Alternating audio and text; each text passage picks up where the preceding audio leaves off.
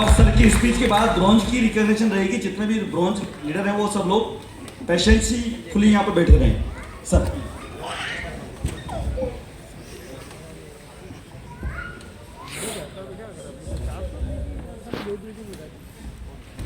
Thank you Virendra ji. कैसे आप लोग? अच्छे। अच्छा लग रहा है? यस। चलो आप सभी को नमस्कार। नमस्कार। सिस्टम की तरफ से, कंपनी की तरफ से और सारे मेंटरों की तरफ से आप सभी लोगों का आज इस उदयपुर की धरती पे मैं गजेंद्र प्रसाद शर्मा तहे दिल से हार्दिक अभिनंदन करता हूँ।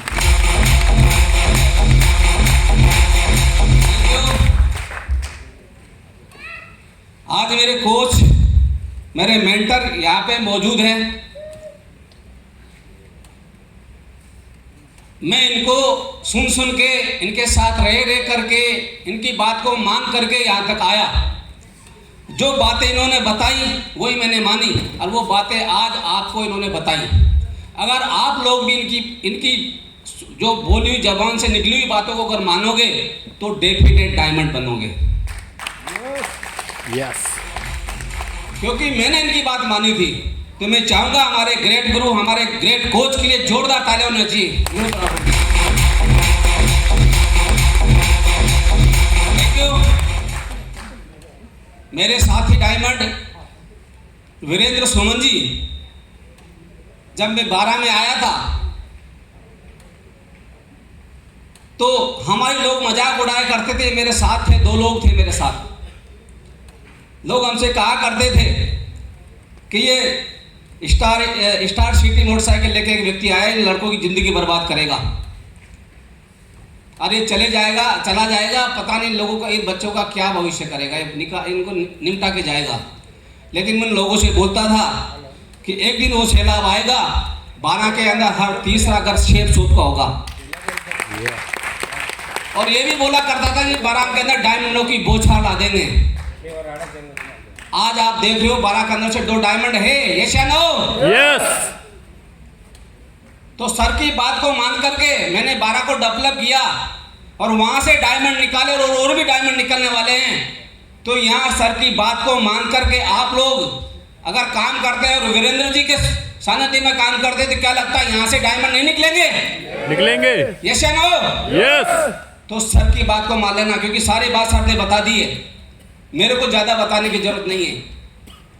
क्योंकि अगर डायमंड बनना है तो इतनी सी जितनी बात इन्होंने बताई वो काफी है। क्या हुआ, एक बार की बात है, एक स्टोरी के माध्यम से बताना चाहूंगा कि एक गांव में एक शादी थी।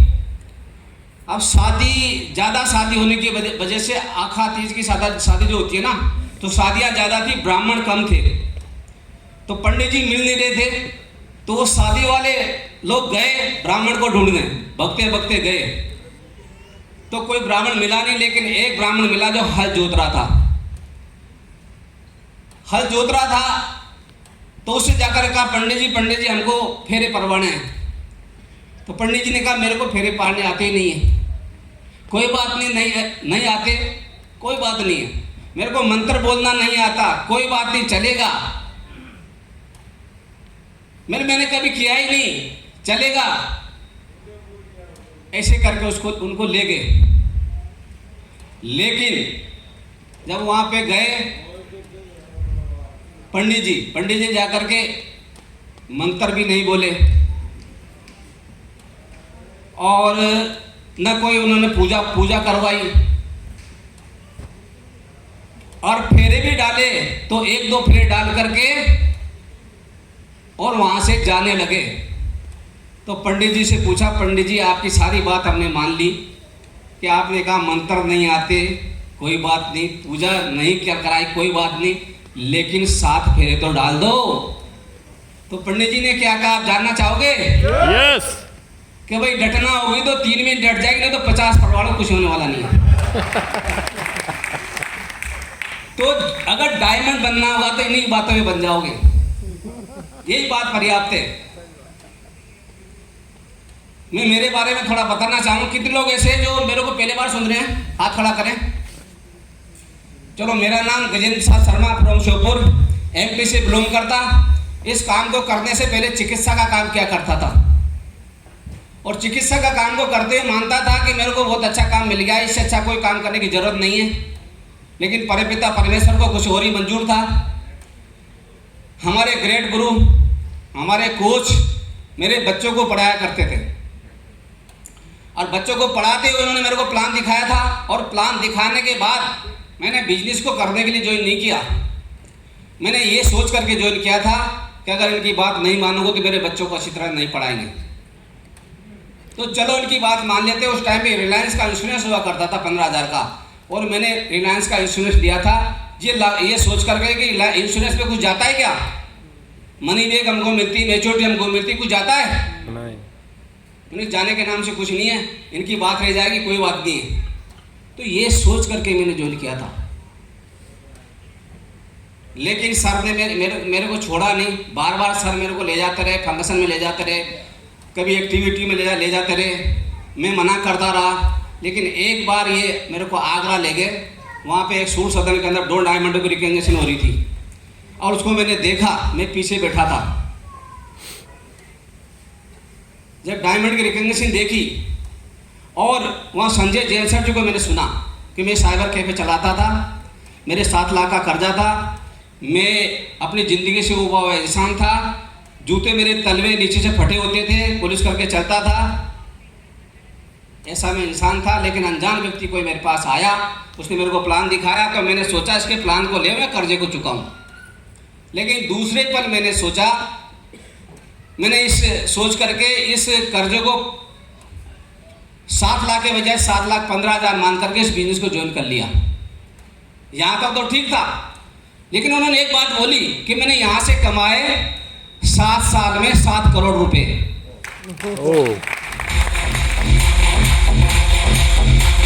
देखो ये बात मेरे यहाँ लगी। वही दिन है दोस्तों और आज है, मैंने पीछे मुड़ के नहीं देखा। मैंने उस दिन मुट्ठी बांधी थी, वहां से मुट्ठी बांधी थी कि ये व्यक्ति कमा सकता है तो मैं क्यों नहीं कमा सकता, मैं भी कमा के दिखाऊंगा। वहां से आने के बाद मैंने काम करना शुरू किया। लोगों ने बहुत सारी मजाक उड़ाई, ज़्यादा स्टोरी तो मैं बता नहीं पाऊंगा क्योंकि समय कम है। मजाक खूब उड़ाई दबा के लोगों ने, लेकिन मैं बेशरम बन गया क्योंकि मेरे को पता था उन लोगों ने डायमंड शिप देखी नहीं थी, मैंने डायमंड शिप देखी थी। जब लोग मेरी मजाक उड़ाते थे तो सर को मैं पास में जाता था। सर ने कहा कोई बात नहीं गजेंद्र जी, आज लोग मजाक उड़ा रहे हैं लेकिन कल ये देखने लायक भी नहीं रहेंगे, आप तो लगे रहो। अभी मैं देख रहा था लोगों को बहुत सारे लोगों का सम्मान हो रहा था, कंधे पे उठा के ला रहे थे। मैं एक ऐसा बंदा हूँ दोस्तों, हर व्यक्ति को चाहे वो किसी भी टीम का हो, मैं कंधे पे उठा के यहाँ जरूर लाता था, लग जाता था। हर व्यक्ति को जैसे ही यहाँ छोड़ के गए वापस फिर लाता था। लोग मेरे को पागल कहते थे, डॉक्टर होके पागल हो गया। एक तो मेरे समाज का व्यक्ति था, मेरी बुआ जी का लड़का था, उसने मेरे को देख लिया, डॉक्टर यार क्या कर रहा था, तो कंधे पे लाद के ला रहा है। मैंने कहा भैया आज मैं झेल रहा हूं उनको, कल ये मेरे को झेलेंगे। यस या नो? यस। Thank you. हम जो करेंगे वही तो मिलेगा, हम जो बोएंगे वही तो काटेंगे, वही काटेंगे ना। यस। लोग शर्म करते हैं कंधे पे उठा के लाने में। अरे लाके देखो, तालियां बजाने में लोग शर्म करते हैं, तालियां बजा के देखो, वो आपको ब्याज सहित मिलने वाली है। क्योंकि मैंने इसको करके देखा है, मैं कोई किताब से आपको नहीं बता रहा, मैंने प्रैक्टिकल देखा है इसको। हम जो करेंगे उसका ब्याज सहित दुगना हमको मिलेगा, और लोग ऐसा नहीं करते। जब भी कोई टारगेट आता था, अभी भी आपके पास टारगेट आया हुआ है, जो भी टारगेट आता था सर बोलते थे टारगेट होना है गजेंद्र जी। मैंने कहा सर डेफिनेट होगा, चाहे कुछ भी करना पड़े, बराबर टारगेट करता था। अभी देखो टारगेट आया है 9 जून से और 14 सितंबर तक का, आया कि नहीं आया? जब भी टारगेट आता था मैं हर टारगेट को करता था। मैंने 7 टारगेट किए थे जब शुरू में। 7 टारगेट में व्यक्ति डायमंड बन जाता है। आप 7 टारगेट करके तो देखो, क्योंकि हम बड़े लक्ष्य तो हासिल नहीं कर सकते, लेकिन ये छोटे छोटे 3-3 महीने के टारगेट तो कर सकते हैं। ये चलो। यस। रैंक की बात आती है, सर्वे का रैंक होना चाहिए। कैसे भी व्यवस्था कही, सर से कहा मैंने, बताओ सर क्या करना है। सर जो बोलते हैं मैं वहीं चला जाता हूं। और मेरी आज बताते हुए पता 9वीं रैंक तो होगी है, 10वीं रैंक होने वाली है। जो सर ने बोला मैंने किया। इसके लिए मैंने क्या किया मैं आपको बताना चाहूंगा।